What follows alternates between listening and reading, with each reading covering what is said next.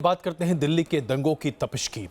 42 लोगों की मृत्यु हो चुकी है, 250 से ज्यादा घायल हैं, 123 एफआईआर दर्ज की जा चुकी है और 630 लोगों को गिरफ्तार किया गया है। दंगे की आंच जैसे जैसे दिल्ली में धीमी पड़ती जा रही है, दर्द की दास्तान निकल कर आ रही है। वो तमाम लोग जिन्होंने दंगों का दंश झेला है, उनकी इस दास्तान सुनने के बाद आपकी रूह कांप उठेगी।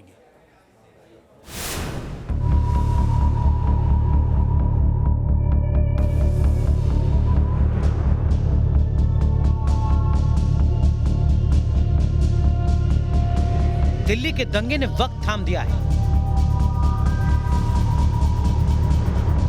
दीवारों की काली दिलों को छलनी कर रही है। बस अपने बच्चे निकाल पाए हम लोग यहाँ से, कुछ नहीं निकाल पाए हम लोग, सब जला दिया हमारा। खाक हो चुकी गाड़ियां हिंसा के सबूत दे रही हैं। ये दिल्ली के दर्द की झकझोर देने वाली तस्वीर है। हर कोई यही कह रहा है, ऐसी तो ना थी दिल्ली।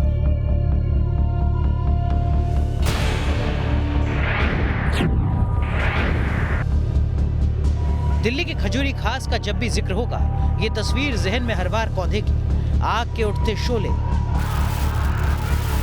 हाथों में तबाही के लिए उठाए गए पत्थर और इंसानियत के दुश्मन बने लोग। हिंसा के बाद खजूरी खास अब शांत है, मगर बर्बादी के निशान खौफनाक मंजर को बयां कर रहे हैं। दंगाइयों ने इस दवा की दुकान को भी नहीं बख्शा। दूसरे को दवा देने वाले फैजान के दर्द की दवा अब किसी के पास नहीं। कुछ नहीं बचा, जो भी था जल के मेरी आंखों के सामने सब राख हो गया और मैं बड़े बेबसी के साथ देखता रहा। कितना नुकसान हो गया? सर नुकसान तो अगर मैं बताऊं तो 1.5 से 2 करोड़ के बीच का मेरा नुकसान है।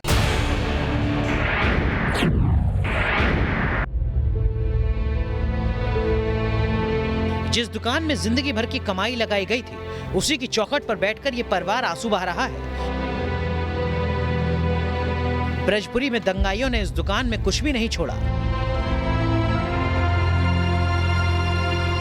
कि कैसे करा, क्या करा इन्होंने, पूरी हमारा लेंटर हर चीज बिल्कुल खत्म हो गया है घर।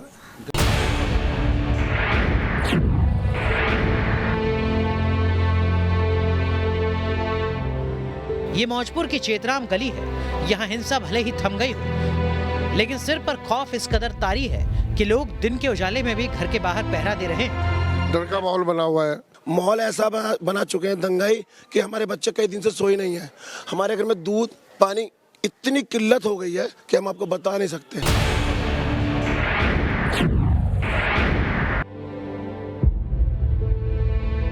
चांदबाग का ये मकान शहनाइयों की गूंज से गूंजने वाला था, लेकिन दंगाइयों की बुरी नजर से बच न सका। घर का अगला हिस्सा थोड़ा बहुत सही सलामत है, वरना अंदर तो कुछ भी नहीं छोड़ा। बस अपने बच्चे निकाल पाए हम लोग यहाँ से, कुछ नहीं निकाल पाए हम लोग, सब जला दिया हमारा। ये तो दिल्ली की चंद तस्वीरें हैं। सोचिए और समझिए, 3 दिन तक किस तरह दिल्ली अपनों की ही दुश्मन बन गई। आग और पत्थर के बाद बिखरते हुए आंसू हैं, सन्नाटे के शोर में उठती हुई चीखें हैं। रुमानुल्लाह खान और सैयद आमिर हुसैन के साथ मोहित बख्शी, न्यूज नेशन, दिल्ली। रही अब आपको दिखाई कि उत्तर प्रदेश में हो रही बोर्ड की परीक्षाओं में सख्ती की वजह से नकल कर पास करने वाले बच्चों और नकल करने वाले जो रैकेट गैंग हैं, उनका धंधा कितने बड़े पैमाने पर बंद हो चुका है। नकल नहीं कर पाने की वजह से छात्र परेशान हैं और बोर्ड का बहिष्कार कर रहे हैं। जरा आप सोचिए, इसे कहते हैं एक सरकार की ताकत। उत्तर प्रदेश की योगी आदित्यनाथ की सरकार ने वो कर दिखाया जो उत्तर प्रदेश में ज्यादातर सरकारें नहीं कर पाई। चोरी और ऊपर से सीना जोरी वाली कहावत तो आपने सुनी होगी, लेकिन चोरी नहीं करने देने पर सीना जोरी की तस्वीरें देखिए। सीसीटीवी में कैद हंगामे और शोर शराबे की ये तस्वीरें ताजनगरी आगरा के ताजगंज इलाके की हैं, जहां पर बोर्ड की परीक्षाओं के लिए पंडित सोमपाल इंटर कॉलेज में सेंटर बनाया गया था और सेंटर पर नकल नहीं करने देने पर ये छात्र भड़क गए थे और उन्होंने कुछ इस तरह सेंटर पर बवाल काटा। जानकारी के मुताबिक बुधवार दोपहर 2 से 5 बजे की पाली में कॉलेज में इंटरमीडिएट अंग्रेजी की परीक्षा थी। इसी दौरान कॉलेज में परीक्षा देने आए दर्जनों छात्रों ने नकल न होने पर कॉलेज में हंगामा कर दिया। कॉलेज प्रबंधन को खरी खोटी सुनाने के साथ साथ उपद्रवी छात्रों ने केंद्र पर रखे फर्नीचर तोड़ डाले और जमकर हंगामा किया। परीक्षा देने आए उपद्रवी छात्रों की ये पूरी करतूत परीक्षा केंद्र में लगे सीसीटीवी कैमरे में कैद हो गई। पेपर ख़त्म होने के बाद कुछ लड़कों ने वहाँ पर उपद्रव किया कि उनको नकल नहीं करनी थी। वहाँ पर हमारे स्टेटिंग मजिस्ट्रेट जो लगे थे उनका भी फ़ोन आया था। तत्काल हमने जो है एसओ ताजगंज को बताया भी, और वहाँ के जो प्रिंसिपल हैं और जो मैनेजर हैं उन्होंने भी एप्लीकेशन दी है जिसमें वो लड़के जो चिन्हित किए उनके खिलाफ जो है कार्रवाई करने के लिए निर्देशित भी किया गया। छात्रों के उपद्रव को देखते हुए परीक्षा केंद्र पर अतिरिक्त पुलिस बल की तैनाती कर दी गई है। पुलिस टीम अब सीसीटीवी फुटेज के आधार पर उपद्रवी छात्रों की पहचान कर उन पर कार्रवाई करने की तैयारी कर रही है। आगरा से राहुल सिंह के साथ टीम न्यूज़ नेशन। अब आपको ले चलते हैं मथुरा, जहां फूलों की होली अपने आप में बता रही है कि बस होली आने वाली है। एक ऐसा त्योहार जो कि हर किसी के दिल को बस छू जाता है।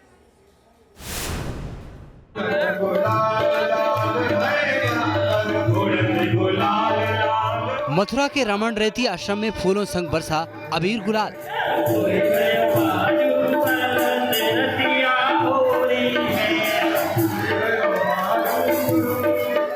होली के रंगों से सराबोर हुए संत और भक्त। तस्वीरें गोकुल में रमन रेती स्थित गुरु शरणानंद महाराज के आश्रम में पारंपरिक होली आयोजन की है। यहाँ संत और भक्तों ने मिलकर जमकर होली खेली। फूलों की होली के साथ टेसू के फूलों के रंग से यहाँ होली खेलने का खास चलन है।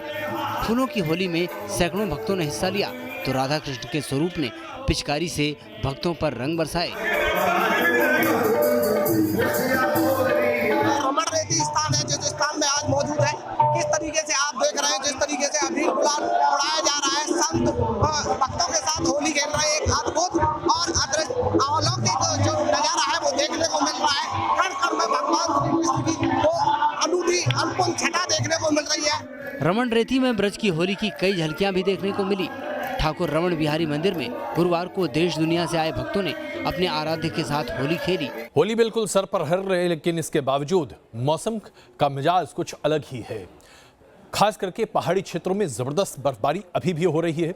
कड़ाके की ठंड है जिसकी वजह से लोग समझ ही नहीं पा रहे कि भाई ये ठंड कब खत्म होगी। बसंत ऋतु के आगमन को भी 1 महीने से ज्यादा हो चुका है। होली के त्योहार के बाद गर्मी भी दस्तक दे देगी, लेकिन बर्फबारी है कि रुकने का नाम नहीं ले रही। आसमान से गिरते बर्फीले फाहे पहाड़ों की सफेदी को जगमग किए हैं। पहाड़ों की चोटियों से लेकर मैदानों तक और सड़कों से लेकर रिहायशी इलाकों तक बर्फीला सितम देखा जा सकता है। उत्तराखंड से लेकर सिक्किम तक बर्फबारी का सिलसिला जारी है। हिमाचल प्रदेश के पहाड़ी इलाके भी अभी बर्फीले आवरण से घिरे हुए हैं। उत्तराखंड के चमोली से आई इन तस्वीरों को देखिए। यहाँ की बर्फीली वादियों में आपकी जहाँ तक नजर जाएगी वहाँ तक सिर्फ और सिर्फ बर्फ ही बर्फ नजर आएगी। यहाँ की सड़कों में 10 से 15 फीट तक बर्फ जमी है। मलारी घाटी की सड़कों पर सीमा सड़क संगठन के जवानों को चलते देखकर आपको यहाँ हो रही बर्फबारी का अंदाजा हो गया होगा। यहाँ की सड़कों में चलना किसी जोखिम से कम नहीं। इसके बावजूद बीआरओ की टीम यहाँ बर्फ हटाने में लगी है। नीति और माना घाटी में माइनस से भी नीचे के तापमान में बीआरओ के जवान मशीनों के जरिए बर्फ हटाने में लगे हैं। 5 किलोमीटर के सेक्टर में करीबन 400 लेबर ऑपरेटर्स और अफसर और जेई स्टाफ रहता है, जिसमें से अभी आप देख रहे हैं कि एक मशीन के ऊपर 2 ऑपरेटर्स और 1 लेबर हमेशा रहता है। तो इस स्थिति में हमारा स्टाफ एक सेक्शन के साथ ऊपर जाता है जिसमें स्नो क्लियरेंस और एवलांचेस को क्लियर करते हैं और अपनी रोड को खोलते हैं ऊपर के ट्रूप्स की हेल्प के लिए। वहीं मौसम विभाग के मुताबिक उत्तराखंड में एक बार फिर मौसम करवट लेने जा रहा है। अनुमान है कि अगले 3 दिनों तक प्रदेश के ज्यादातर इलाकों में तेज बारिश, ओलावृष्टि और बर्फबारी का दौर देखने को मिल सकता है। तो 29 को अच्छी एक्टिविटी, लाइट से मॉडरेट रेन थंडरस्टॉर्म एक्टिविटी जो है वो पूरे प्रदेश में वो देखने को मिलेगी। उत्तराखंड के बाद आपको उत्तर पश्चिम बंगाल के टूरिस्ट प्लेस दार्जिलिंग की तस्वीरें दिखाते हैं। यहाँ हो रही बर्फबारी ने एक बार फिर मौसम को खुशगवार बना दिया है। यहाँ के पहाड़ों में छाई सफेदी ने सैलानियों की मुँह मांगी मुराद पूरी कर दी। दार्जिलिंग के मौसम का लुत्फ उठाने के लिए सैलानियों का तांता लगा हुआ है। वहीं दूसरी ओर सिक्किम के ऊंचे इलाकों में हो रहा हिमपात परेशानी का सबब बना हुआ है। सिक्किम के कई इलाकों में बारिश होने के साथ ही तापमान में भारी गिरावट दर्ज की गई है। चमोली से नितिन सेमवाल के साथ टीम न्यूज़ नेशन।